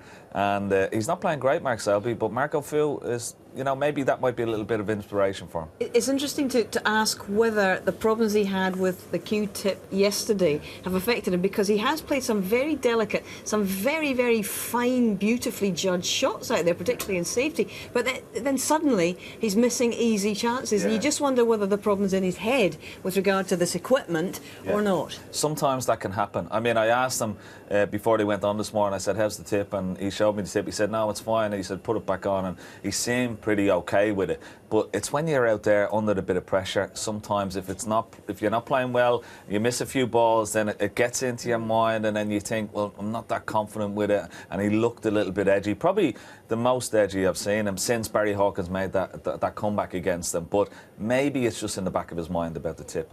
Edgier still, because he's had a chance that, OK, Mark Selby's made a century at last in this match, and suddenly, from out of nowhere, really, a burst of form from the world #1 here.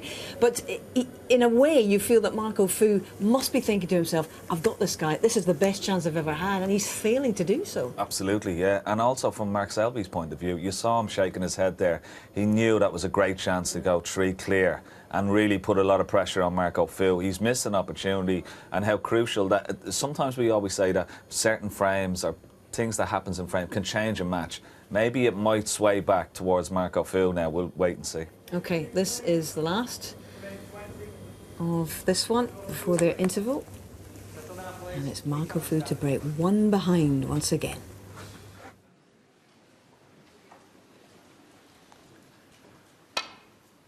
Yes, mid-section interval after this frame. And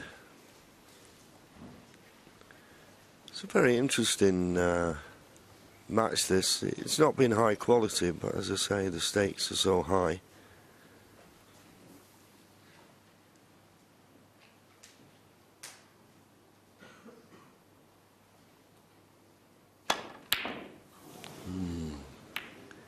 Hit at that rather than cued it. Crowd getting excited. Never looked like going in.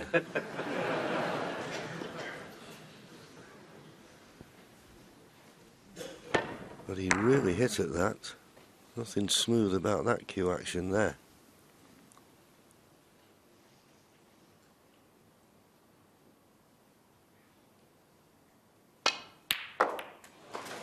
a nice shot from Marco. Leaves that black to bounce a touch, and it has. One. It's cuttable.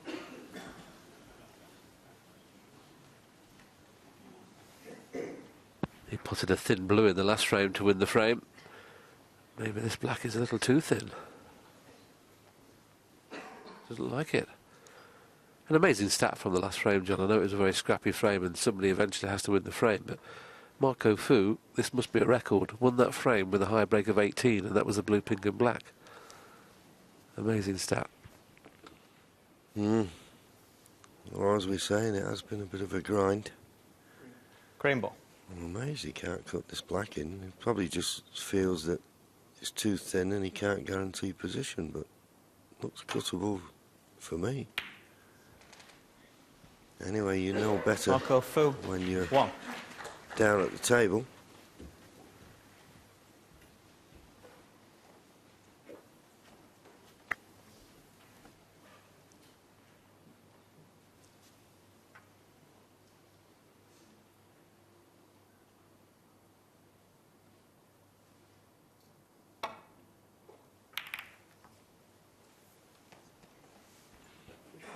That was a good safety shot. So let's have a look at the virtual image. 115-degree cut. So for me that was cuttable. But obviously he didn't feel as though he can control the cue ball. That's a good reply from Marco. Of course, with the green and brown being off the spots, it's not ever going to be a real telling safety.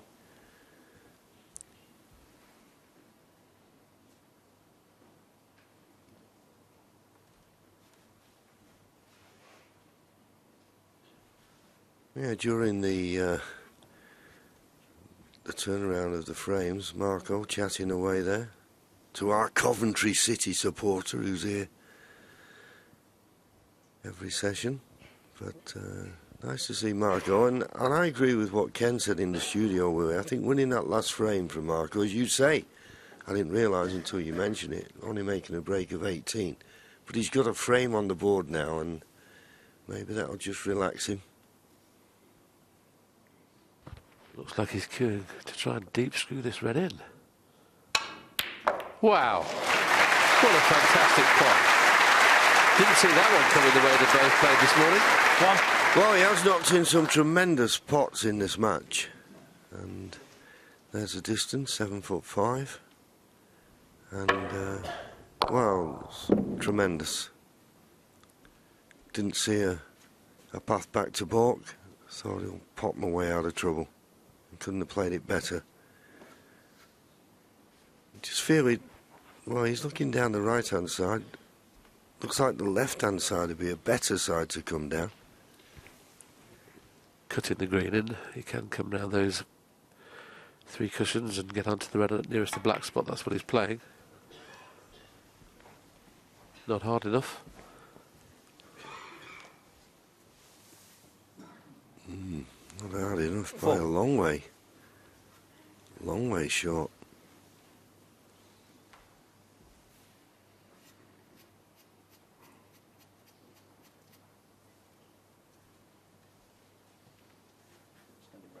Yep. Well, he's going for another tricky red.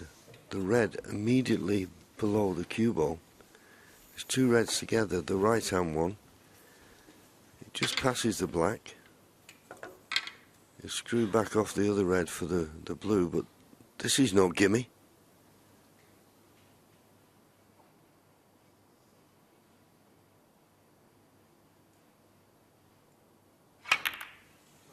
Well, played it well though. And he's got two for the price of one. 6. Didn't think it was that good a shot, but there you go. Yes, I think he's decided to try and make something happen. He's, apart from the century break, he feels he's getting a little bit bogged down, and you get what you deserve when you play a shot like that. If he gets nicely on a red and gets the black back into commission, okay, it might not go into its own spot, but the pink spot freely available. This would be a frame-winning opportunity, but needs to get onto a red nicely to get onto the black from here.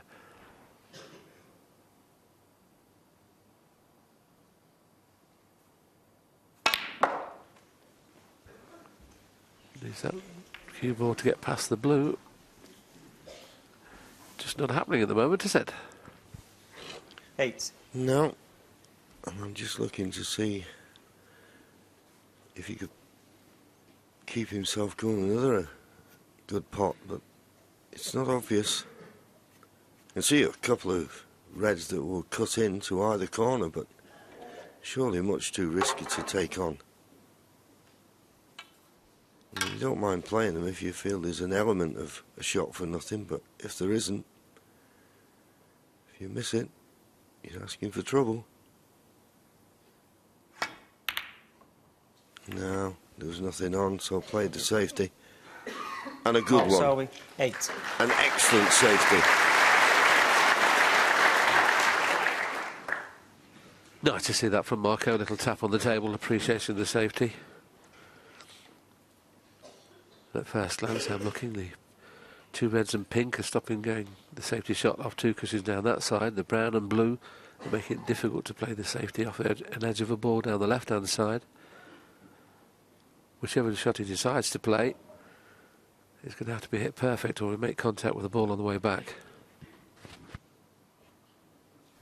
Here we come sweeping into the arena.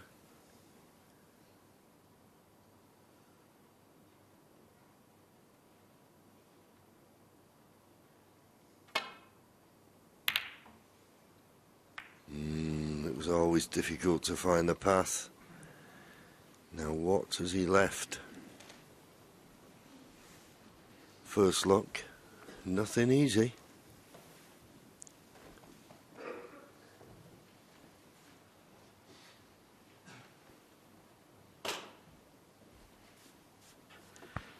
Yeah, sometimes luck does play a part in snooker. You'd expect both players to have a little bit at some time. Don't know whether this red passes, John, does it, in the corner? It'll be tight. No. Yeah, you'd think luck would even out, although you never had any, will you? No. Apparently. Never. One of life's mysteries why somebody could be so unlucky. Never had a fluke or anything like that? No. No? This red is cuttable, but he's going to be careering into the red. I don't think he can get round the back of the red and get the path back into the balk area. He's going to have to miss the kiss on the brown if he can get by the first red. I'd want to be certain I could avoid the kiss on the second red here. Well over the minute thinking time. Seems like he's itching to play a pot, John, doesn't he, rather than a safety? He's playing the safety now, though.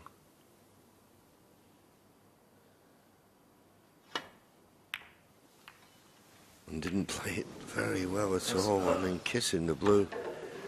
There's been some very elementary errors here from both players, it has to be said.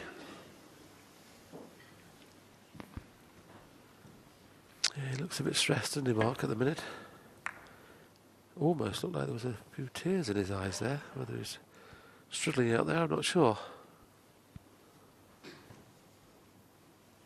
You can get a little bit frustrated, John, a little bit embarrassed sometimes, but he's made a century this morning. He's won 2 of the 3 frames.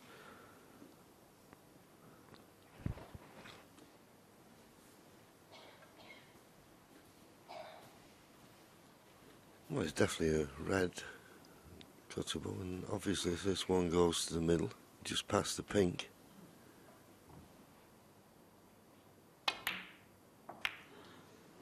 And played the cannon, played it positively, finished nicely on the black.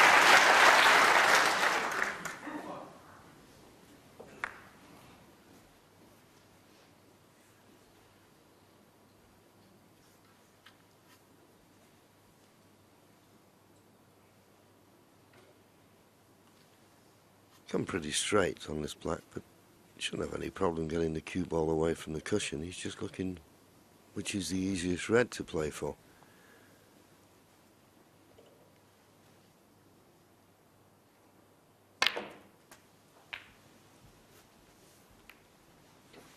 Is he on this red? He's played for the red to the right corner. And the black spot held. He's 8. on the red to the right corner. So the black goes on the pink spot, which will help. I think he can just about bounce off the top cushion. Well, he's looking now to screw round off a couple of cushions, possibly pink or black. Surely Johnny can play this plain ball and play for the black in the middle. Looks that way, but doesn't seem to like it. Stunning round. Well, does the brown 9. pass the pink? That's his only hope. And I would suggest it does. Always look at the body language of the player. You can soon tell if they're not right on the ball, and as you can see, the brown clearly goes. If that brown hadn't been able to go, you'd have seen the drooped shoulders, the dropping of the head, the disappointment. But now, what a chance to go into the mid-session interval as they started this morning's session, all square.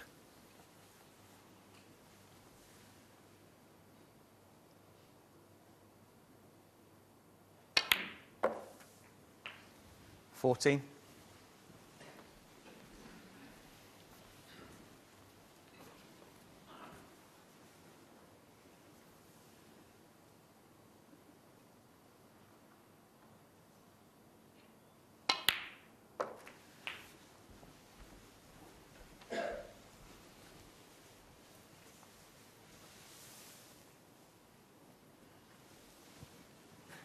21.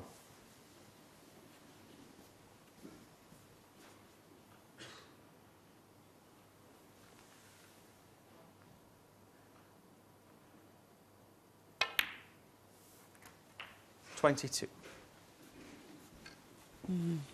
Might to have been a little straighter on this black. It's okay, but he's going to have to just play with a little bit of pace now and screw across for those two reds to the right of the cue ball now.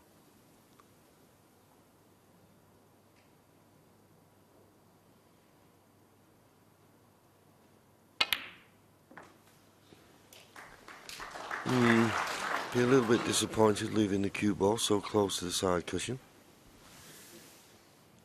Black spot still occupied. 29. So the black goes back on the pink spot. Obviously not happy with the angle he has on the easy red of the two, because he's going to have to push through the red a little bit. So he's potting this, trying to just get the cue ball to push through the red about 3 or 4 inches. Doesn't want to leave himself hampered with the other red he's kissing into. Oh, he's still not playing great, Michael. He's struggling, but they're going in. Yeah, never easy, tight to the cushion, and I'll be honest with you, I thought that was wide.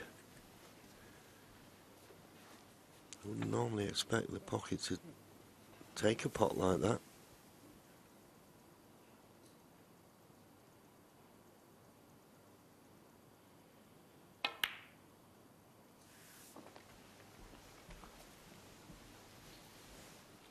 .30 points to lead. And the way the reds are situated, this is a golden opportunity to level the match once again. 38. Can play the black, can play the pink. Obviously the pink will go on the blue spot. That will be the highest available.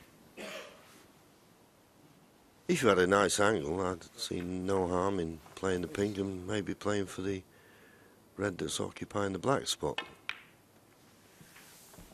But decided he could hold better that way. If you can stop the cue ball from travelling 44. too many distances, you always feel you got a lot better control. 45. Overhits that slightly though for the black. Yes, the natural path of the cue ball, maybe canned into one of the reds if he can play it plain ball he'd like to, but looks like he's digging down a little bit, so playing on and off the side cushion. Just okay. Didn't play it like that. He played for the red and was just kissed. 52.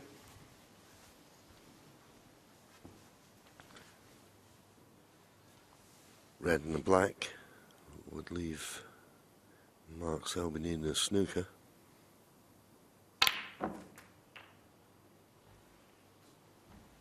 $53. That's pretty good. So this black to go 53 points in front with just 51 remaining. And just signs that Marco just beginning to settle down to the task now.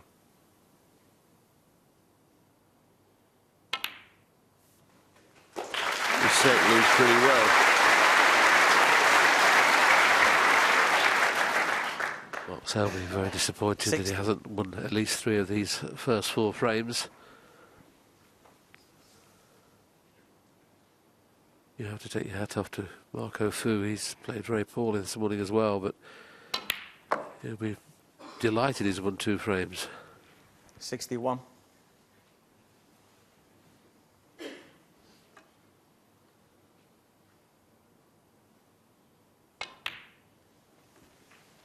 Yeah, in the first session of this match, I felt that Marco Fu looked the more likely to win frames in one visit. 67. And of course, when he had the problem with the tip, I wondered how that was going to affect him. But he's taken these very well. 68. Be very interesting to see after the mid-session interval how the other 4 frames pan out.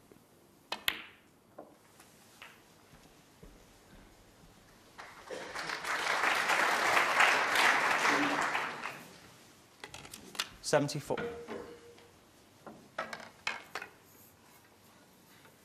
So if he rolls this red in, there'll be no way back to the table. Well, there's no way back now for Mark. He won't bother coming back.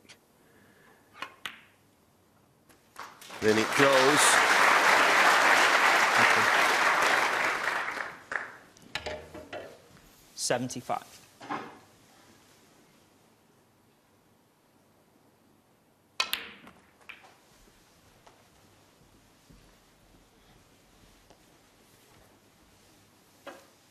$81.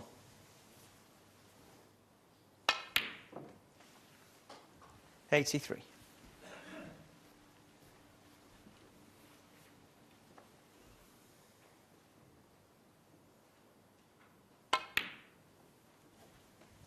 $86. Well, Marco well over the line here and on his way to his best break of the morning, and indeed 10 all. That's about to change, and we're going to have to leave you here, but do get your red button, fire it up, or your laptops or tablets to keep watching this morning's session live, because our time is up here on BBC 2, but Ken and I will return over on BBC 1 o'clock to catch up on the remaining frames in this one, and then we'll be live to the concluding session in our second semi-final. Thanks for your company, and we'll see you again very soon.